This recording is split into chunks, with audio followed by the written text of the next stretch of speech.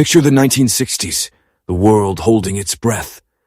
The US and Soviet Union, armed with apocalyptic nuclear arsenals, faced off in the Cold War.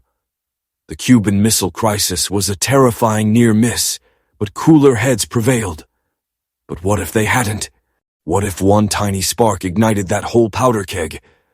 Imagine an American U-2 spy plane shot down over Cuba, escalating beyond control, or perhaps a Soviet submarine commander, cut off from Moscow and fearing the worst, launches a nuclear torpedo.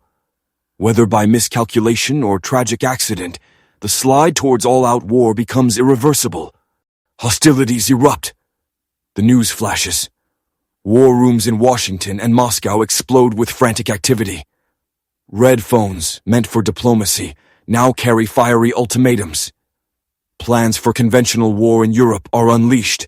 Before the ultimate nightmare of nuclear exchange, Europe becomes a conventional inferno. Thousands of Soviet tanks surge into West Germany. NATO forces scramble. Skies fill with jets and helicopters as cities like Berlin become battlegrounds once more.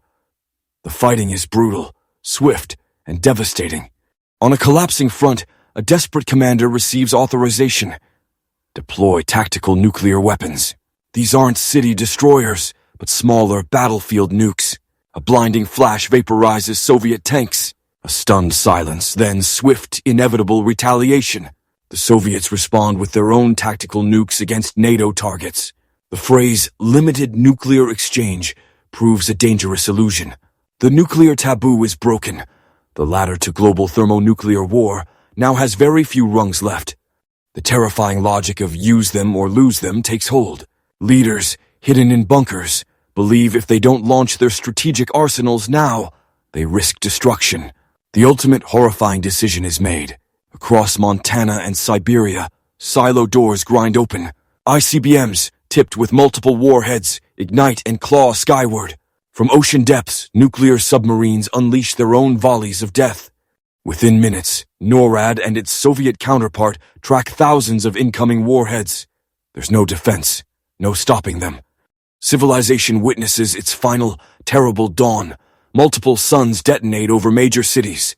Washington, Moscow, London, Paris, Beijing. Iconic landmarks become dust. Millions perish instantly. Enormous firestorms rage, consuming everything. A powerful electromagnetic pulse, EMP, fries electronics, plunging vast regions into darkness and silence. In the days and weeks that follow, the true horror unfolds. So much soot and ash are blasted into the atmosphere that sunlight diminishes, leading to a chilling nuclear winter. Global temperatures plummet. Crops fail worldwide. Famine and radiation sickness become the new horsemen of the apocalypse. Governments cease to exist. Organized society collapses. What remains are scattered bands of survivors, huddling in shelters or remote areas, facing a poisoned world. The intricate web of modern life is shattered. The silence descending upon the once bustling planet is deafening, broken only by wind whistling through radioactive ruins.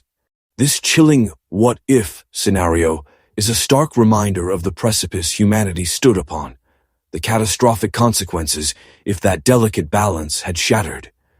It highlights the terrifying power mankind unlocked, and the vital importance of ensuring such a global catastrophe never ever comes to pass.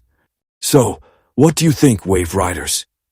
Could humanity have ever truly recovered from an all-out nuclear war?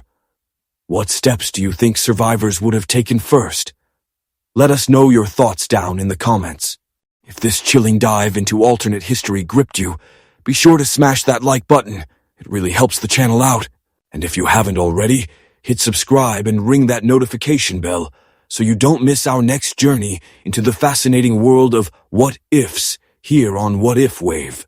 We've got plenty more mind-bending scenarios coming your way. Catch you on the next wave.